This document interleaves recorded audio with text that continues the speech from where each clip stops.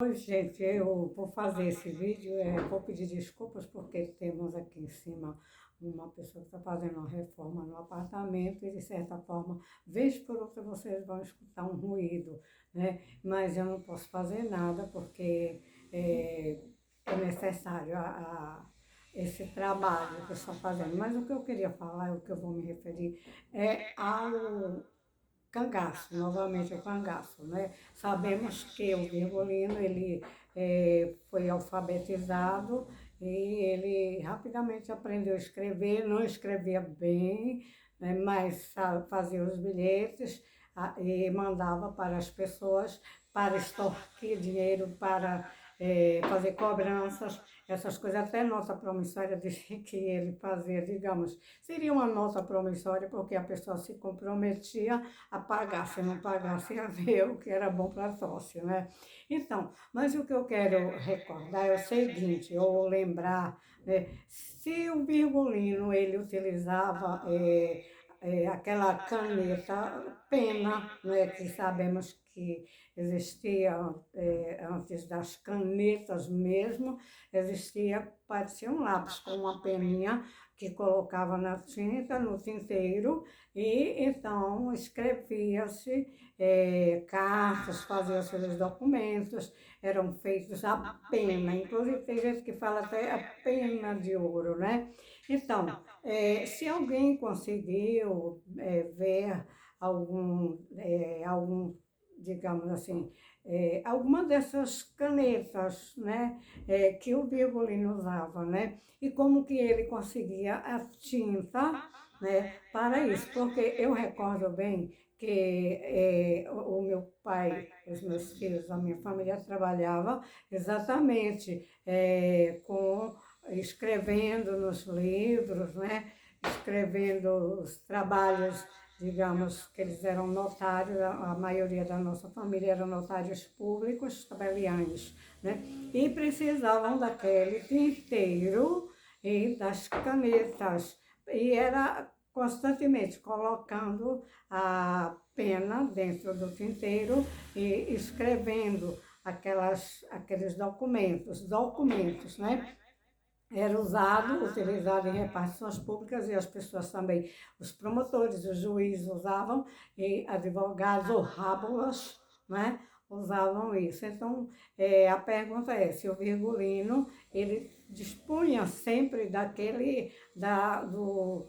caneta tinteiro, né, porque tinha um tinteiro, né, tinha que repor a tinta constantemente colocando dentro do tinteiro. Inclusive, eu vou lembrar que na vida do Benjamin Abraão Boto, a Maria, a suposta Maria, está, enquanto o Virgulino está fazendo ali um bilhete, que ninguém sabe o que era o bilhete, porque o filme era mudo, a película era muda, né? Mas a gente percebia ela com uma caneta, ele com a caneta e ela também, né? Também tem uma partezinha pequenininha, curta, que ela também finge, porque ela não era alfabetizada, que está escrevendo, mas na película tudo valia, certo?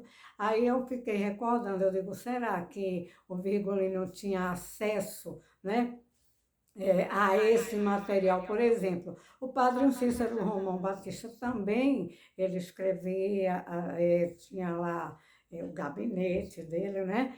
Tinha o Benjamin Abraão Boto, né? Que também utilizava aquele material. Agora, a minha pergunta é como que Virgulino disponibilizava desse material, da caneta tinteira. Veja bem, a caneta tinteiro é diferente daquelas canetas Parker, que depois a gente apertava assim, né, aquela borrachinha e sugava a tinta do tinteiro e escrevia-se, preenchia aquela borrachinha dentro, né? E então a pergunta é exatamente essa: como é que o Virgulino tinha acesso a tanta coisa, né? E como, de que forma, né? Sabemos que o Virgulino era uma pessoa, um psicopata, e psicopata é muito astuto, né, ardiloso, mas ele transportava, digamos, as armas, ele transportava as balas, ele transportava pratos, para comer aqueles pratos de ágata, né? Transportava uma colher, que ele comia com colher, né? E outros objetos, assim. Inclusive, a Sila disse que havia cangaceiro que levava tanto peso, mais de 50 quilos, nas costas, que quando caía de costas, tinha que outro levantar. Eu não sei como é que eles conseguiam fazer tudo isso, correr com 50 quilos, né? É um saco de cimento na cabeça, digamos, né? Isso nas costas, né? E então, hoje passou pela ideia de saber como era que o Virgulino conseguia por sinal, as canetas, tinteiros eram muito bonitos. O meu pai tinha uns de vidro, a coisa mais linda, né? Tinha outros também com metal, né? Essa coisa, mas tudo era nas repartições públicas que se usava. E o Virgulino levava isso aonde, como, né? Então, é mais uma questão para alguém responder aí, porque existe tanta fantasia, né? Tanta coisa em torno da história do cangaço e às vezes nós precisamos de algumas respostas desses que entrevistaram tantos cangaceiros. O Virgulino não, porque o Virgulino, esse daí levou um sumiço, né? Ninguém sabe o resultado, mas ainda dizem, segundo o nobre Frederico Pernambucano de Melo, que encontraram a roupa do Virgulino e que ele provava que a roupa era do Virgulino. Ele e alguns peritos, viu, até afamados, né? Aí, e não tem medo de jogar o seu nome, a sua reputação como historiador numa coisa dessa, gente. Por quê? Porque encontrar o embalnado, o Virgulino, que deixaram lá um corpo, né? Já em putrefação, sem cabeça, e depois dizer que aquele embornar, que aquela roupa era do Virgulino, gente, a aliança não me sai da cabeça, não me sai da cabeça, como é que Virgulino usava aliança com o nome de Maria Bonita dentro, né? Gravado o nome Maria Bonita. Ô, doutor Frederico, por favor, né? Eu queria muito ver essa aliança, esses anéis de pedras preciosas, digamos, quais seriam essas pedras, né? Será que tinha diamante preto nesses anéis, nessas alianças, nessas coisas? Será que tinha, né?